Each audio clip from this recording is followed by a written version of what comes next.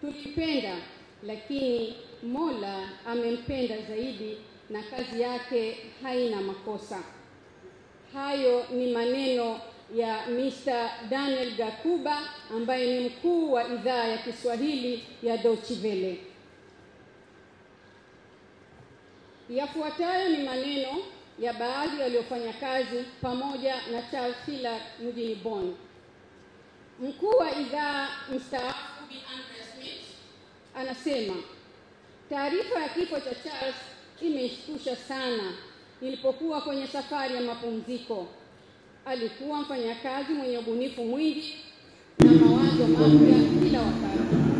Alipenda sana kushirikiana na wenzake, akiwa mfano wa kuigwa kwa kila jambo. Na zaidi ya yote, alikuwa mtu mwenye furaha aliyoioneza kwa watu waliomzunguka. Pole za dhati kwa familia yake, pole kwa tutamkumbuka daima. Abdul Mtulia anasema, nitamkumbuka Charles kwa dhati. Tulizungumza, tulipigiana story juu ya Radio Tanzania Dar es Salaam RTD miaka ya mwaka 1970 na mwaka 1980. Mungu ailaze mahali pema peponi. Saumu Mwasimba anasema, nitamkumbuka Charles Hillary. Deutsche Welle nilipofika mwishoni mwa mwaka 2004, alikuwa miongoni mwa watu walionipokea vizuri sana na tumefanya kazi kwa maelewano makubwa sana. Mkwaga alikuwa mcheshi mno, si studio tu, hata kwenye mikutano yetu. Nitamkumbuka sana Charles Hillary, hasa kwa kuwa alikuwa mtu wa kwanza pamoja na mkewe Sara kunionyesha maduka ya Kiafrika ya kupata kisamvu na kopo. Waswahili wanasema kuzaliwa ni bahati, kuishi ni majaliwa na kufa ni wajibu. Safari aliyotangulia Charles ni yetu sote. Mungu amlaze mahali pema.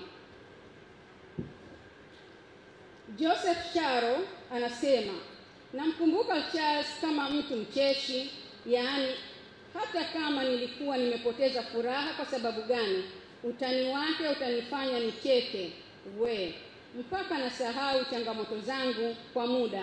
Tukawa tunaitana mzee wa changamoto. Ni mtu aliyependa watu, alikuwa na moyo mkubwa uliojaa upendo, mtu wa watu. Mara kadhaa tumekusanyika familia na marafiki hapa Bonn kushiriki chakula cha pamoja. Alipenda familia yake, alipenda maisha ya familia. Ni huzuni kubwa kumpoteza Charles, kipenzi cha wengi. Mungu amrehemu, familia iwe pole na sisi tuwe pole. Sekione Kitojo anasema, binafsi nitamkumbuka Charles Hillary kama mtu ambaye huwezi kusema huyu ndiye rafiki yake Charles hasa. Alikuwa rafiki wa kila mtu, ili mradi unaweza kucheka naye. Alikuwa mtu wa maskhara kila wakati, lakini alipokuja kwenye kazi anakuwa makini mno. Na mtu wa mwisho, Mheshimiwa Rais, ni Zainab Aziz anasema, Charles alikuwa mtu mwenye utani wakati mwingi, lakini alikuwa ni mfanyakazi mwenye weledi. Tulikuwa na urafiki wa karibu na familia yake. Hata aliporejea nchini Tanzania kutokea Uingereza, alijiunga na kituo cha Azam na kisha kwenda katika jukumu la kuwa mkurugenzi wa mawasiliano Ikulu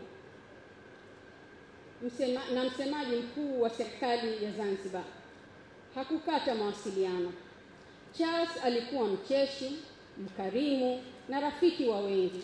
Hapa Deutsche Welle Bonn, wengi tulimuita kwa jina la utani member. Lakini kifo chake kimenisikitisha mno. Kwa kweli, tasnia ya habari tumempoteza mwanahabari wa kiwango cha juu sana. Kwa sababu ya muda hatuwezi kumnukuu kila mtu, lakini salamu hizi za rambirambi pamoja na majonzi yasiyo na kifani kutokana na msiba huu mzito, tunaona fahari kuwa Charles alikuwa ni sehemu ya kikosi chetu cha kazi. Ingawa ametutoka kimwili, daima tutaendelea kuwa katika fikra zake. Mungu ailaze roho ya marehemu peponi. Amin. Waraka huu Mheshimiwa